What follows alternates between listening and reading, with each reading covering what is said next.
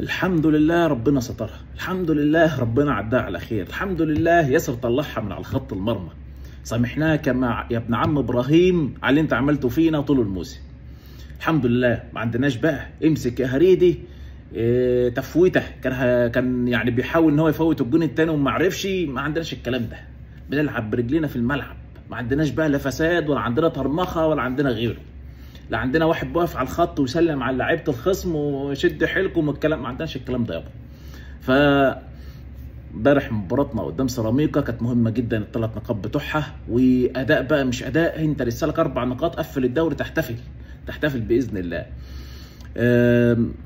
ميزه ان انت يكون عندك لعيبه مهمه جدا في الفريق ولعيبه عاليه، ده كان باين في بن شرقي. رحنا جون هوب، لبسنا جون هوب، شدنا اللحاف هوب، خلصنا المباراه وطلعنا.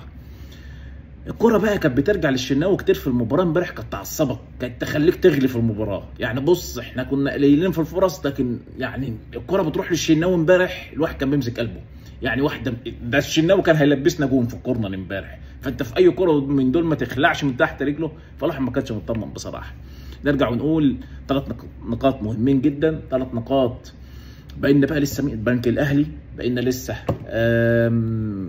فاركو، ان شاء الله ربنا يكرمنا وان شاء الله نفوز فيهم. مجريات المباراه امبارح الكابتن عماد النحاس اتاخر كتير جدا في التغييرات. يعني اول تغييره كانت في الدقيقه حوالي 70 اما نزل حسين الشحات، واحنا بقى كان عندنا حته في يعني اللي قدام الدفاع بتاعنا كانت صعبه جدا.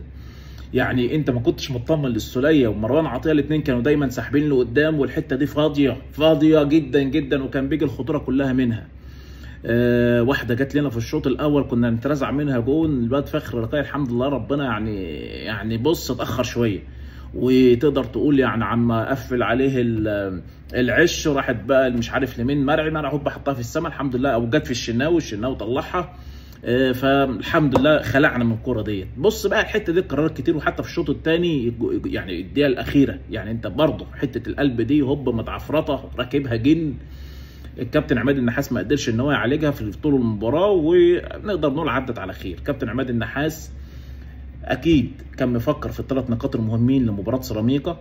الاداء امبارح ما كانش بالشكل الحلو زي ما بنقول في مباراه بقى يعني تاخد فيها ال3 نقاط واللعب مش مهم فيها، المهم المجمل العام. اصلا انت كنت بتلعب امبارح في جو يعني ربنا يكون في عون اللعيبه، وارضيه الملعب ما كانتش احسن ما يكون، الكره كانت تقيله، ما كانتش تحس الملعب مرشوش كده، والدنيا كانت حلوه فيه يعني.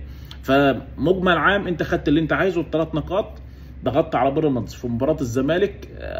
تفويته بقى كان شغال معاه، احنا مش القصه مش بتاعتنا، لسه عندنا مباراه البنك الاهلي، لسه عندنا مباراه فاركو، نكسب فيهم نحتفل بالدوري، وخدت الدوري بمجهودك. نامل الاداء يتحسن، نامل الاداء يكون افضل في المباراه الجايه، لان انت تلعب الساعه 8 تلعب على استاد القاهره ان شاء الله. مباراه البنك الاهلي بقى دي اهم حاجه، دول اهم 3 نقاط، دول اهم 3 نقاط في الدوري كله يعني.